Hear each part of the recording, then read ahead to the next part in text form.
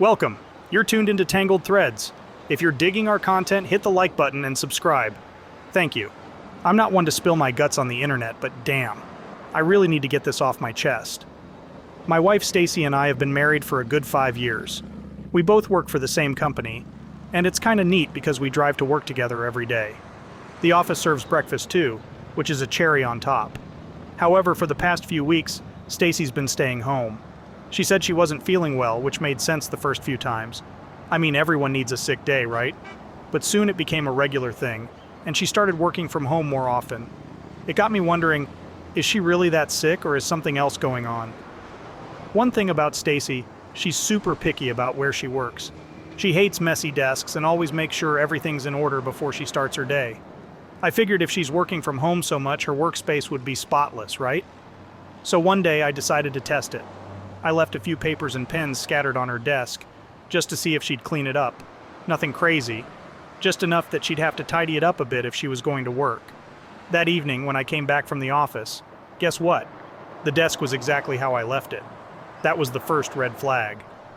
The next morning, I pretended to leave for work, but parked my car a few houses down at my neighbor's driveway. Shout out to Mr. Rodriguez for being cool with it. I had this gut feeling that something was off and I needed to confirm it. After about an hour, I saw another car pull into our driveway. My heart was racing. A man stepped out and went straight into my house.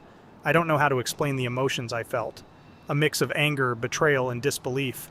I couldn't just sit there and watch, so I mustered up the courage and made my way to my own house.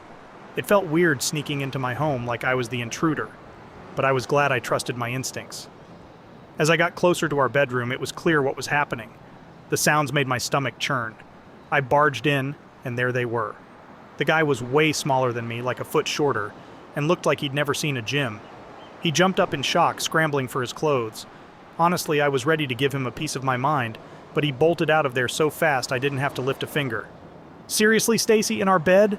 My voice shook with anger. She jumped, covering herself with the sheet. "Joe, I can explain." The dude, clearly realizing the gravity of the situation, started stuttering.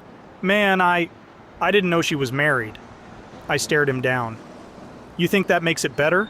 You're in my house with my wife." He fumbled for his clothes, looking like he wished the earth would swallow him whole.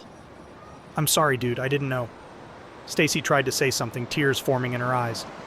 "Joe, please listen." I couldn't. "Save it, just save it." I remember pointing at the door. "You," I said to the guy, "get out. And you," turning to Stacy, "I can't even look at you right now." The guy practically ran out of there, leaving just me and Stacy in that heavy silence. All the memories, the love, everything we had built, it felt like it was crumbling down in that very moment.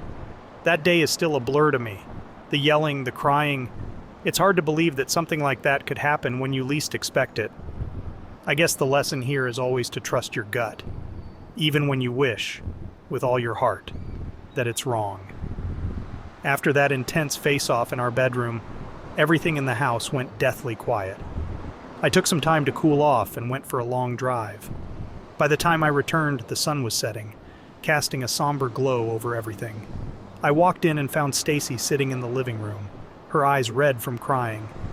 The atmosphere was so thick you could cut it with a knife. We just looked at each other for a while, both lost in our own whirlwind of emotions.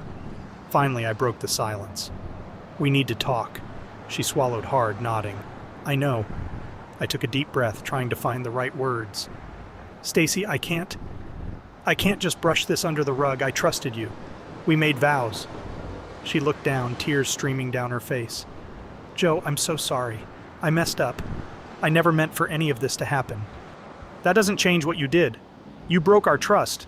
I don't even recognize you anymore." "I know I messed up big time, and I'll regret it for the rest of my life," Stacy said, her voice quivering. I felt so lost and alone, and he was there. It's no excuse, I know." I closed my eyes, fighting back my own tears. "I can't stay, Stace. Not after this. I'm going to file for divorce." She gasped, her face going pale. "Joe, please. We can work through this. I'll do anything." I shook my head. "It's not about fixing it now, it's about the fact that it even happened. I need to heal and find myself again, and I can't do that with you."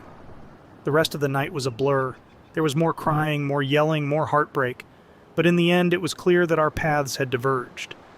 It's not the ending I ever imagined for us, but sometimes life throws curveballs, and all you can do is try to catch them. Divorce is on the table now. It's wild how life can change in a matter of days. I thought I knew my wife. I thought we had a bond. But trust, once broken, is hard to repair.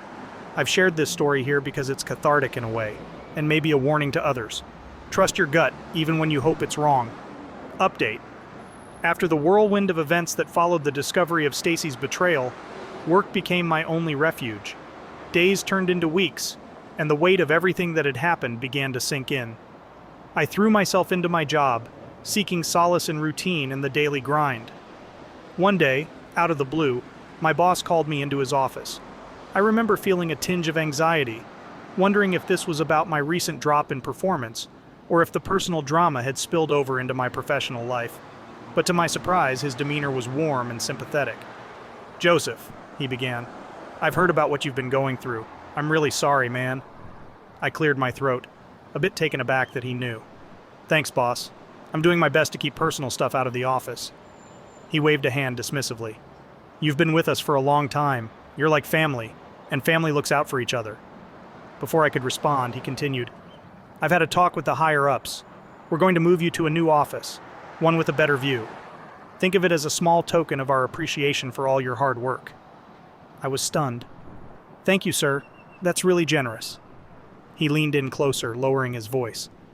"And between you and me, if you keep up the good work, there's been talk of a pay raise. I probably shouldn't be telling you this yet, but given everything, I thought you could use some good news." I blinked back tears of gratitude. "I don't know what to say, thank you." He clapped me on the back. "Just keep doing what you're doing, we've got your back." After Mr. Thompson told me about the potential raise and the new office, I felt this mix of emotions. Sure, the weight of the betrayal still bore down on me, but for the first time in weeks, I felt a glimmer of hope. The new office was incredible. I had this panoramic view of the city, the bustle of cars, and people going about their lives. It somehow made me feel both connected and isolated, in a good way. It gave me space to think and reflect. As days turned into weeks, I tried to look for those small moments that would bring joy, or at least some distraction from the pain. I reconnected with old friends, people I'd lost touch with during my married years. It felt good to laugh, share stories, and have those late-night chats over a beer or two. One evening, after a particularly tough day, I stayed late in the office.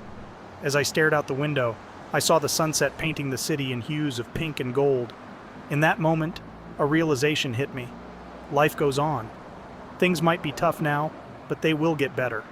There's beauty and resilience in pushing through the hard times and coming out stronger on the other side.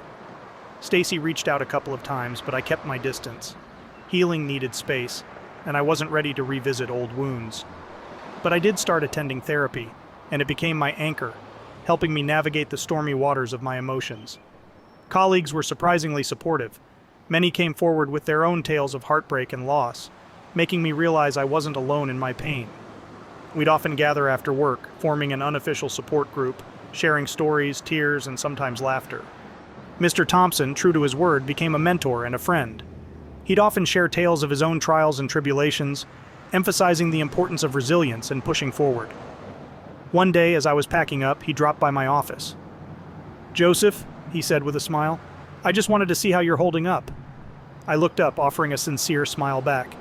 "Every day is a journey, sir, but I'm getting there, one step at a time." He nodded approvingly. "That's the spirit. Remember, storms don't last forever." Leaving the office that evening, I felt a renewed sense of purpose and determination. While the journey of healing was long and fraught with challenges, I was confident that, with time and support, I would find my way back to happiness. Wow, that story was a roller coaster. I'm glad you pushed through all the pain and suffering and were able to find the light. Anyways, what do you think? Let us know your thoughts in the comments section below. When you subscribe, click the notification bell. Click here for more Tangled threads.